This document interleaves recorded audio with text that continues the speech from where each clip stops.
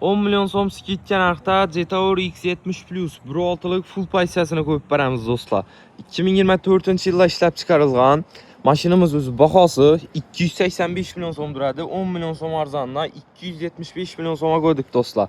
Benzinda 35 ming kilometr yurgan, kraskalari 100% toza, qilingan ishlari, krugoy tonirovka, porog, yumshoq bollar qo'yilgan 4 tane.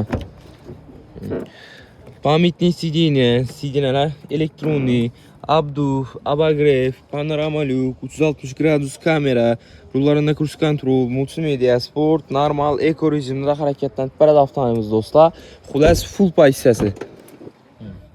İşler ham uzun salon holatında turibdi. Bagajlar ham elektronli bo'ladi. 7 mesta avtomobilimiz do'stlar. Arka mestalari benzinde 35 ming probeg. Bahosi 285 milyon so'm turadi. 10 milyon so'm arzondan 275 milyon so'mga qo'ydik mashinamizning bahosini do'stlar. 7000 pullaringiz bo'lsa, 1 oy yarim oy turib bersak ham bo'ladi.